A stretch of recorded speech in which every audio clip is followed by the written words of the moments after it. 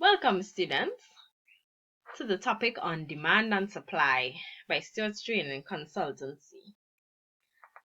I want to juggle your memory a little bit. Not too far back, just about CXC level economics. So from the cartoon, you can see the cartoon says demand and supply go hand in hand. I got it. Since less mangoes are available, which is supply, but mango eaters are more, which is demand. That is why the Alfonso mangoes are so expensive, which causes a high price. So this is just for you to recollect what this lesson would be about. Another picture. This picture shows a representation of a hand where the hand represents demand. And as you can see, demand is high while supply is low. In the following slides, we will delve into their definitions and their relationship to price. At the end of this class, students must be able to define demand and supply, explain the concepts of demand and supply, list the determinants of demand and supply, and finally, define market equilibrium.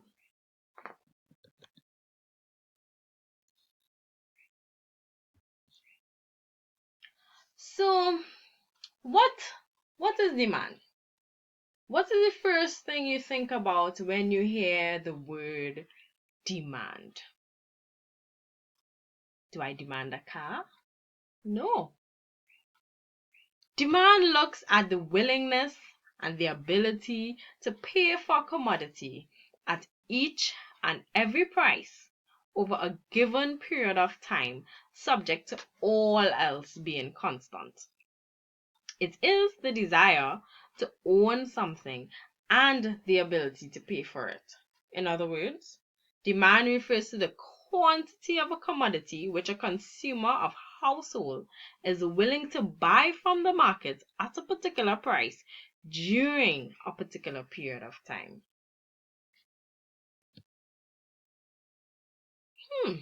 What is this?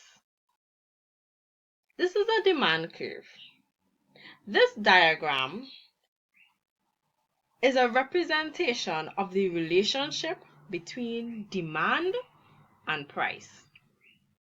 This demand curve is downward sloping, which means as price decreases, demand increases. So therefore we say that the demand curve shows an indirect relationship between demand and price. Think of something that you think can have this effect. Let's say, for example, cars. So if the price of a car is low, then of course the demand for the vehicle will be high. So from the definition given above, think of some factors that you think can be influenced by demand. Now there are many factors which I'm going to speak about later on, but just take about 2 minutes, pause the video, and think of some of these factors that can influence demand. Some of these factors are the price of the good, the income of the consumer, the price of related goods, other factors like distribution of income, population growth, etc., and finally, tastes and preferences of the consumer. Let's look at price of the good. This is a pizza. So the determinant of demand, full price of the commodity, states if the price is high, demand will be low. So consumers will prefer to purchase large quantities when price is of course low.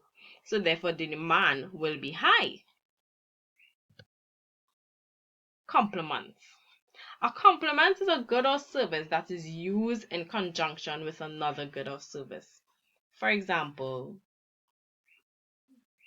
a complement to milk would be cereal, or vice versa.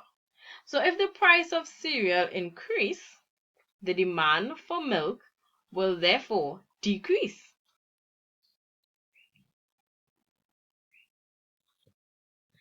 Substitutes. Substitute goods are goods which may replace each other in use or consumption. So changes in price motivate consumers to buy relatively cheaper goods substitutes. So if a substitute price decreases, people will purchase more of the substitute, of course, because the price is less. If it goes up, however, consumers will move away from that substitute because it is now more expensive for them to consume. Therefore, when the price goes up for soy milk, for example, then consumers will look at the substitute of almond milk and the demand for almond milk will then increase. Another determinant of demand is consumer income or wealth. Now, when we say consumer income or wealth, we talk about salary, whether it be fortnightly paid or monthly paid. So, if a consumer's income remains the same and there's an increase in price, then the demand for that product will, of course, decrease because the purchasing power would have decreased for the consumer because their salary has remained the same. Another one looks at consumer taste. Now, consumer taste looks at your likes or your dislikes. Of course, if you like something, you will purchase it.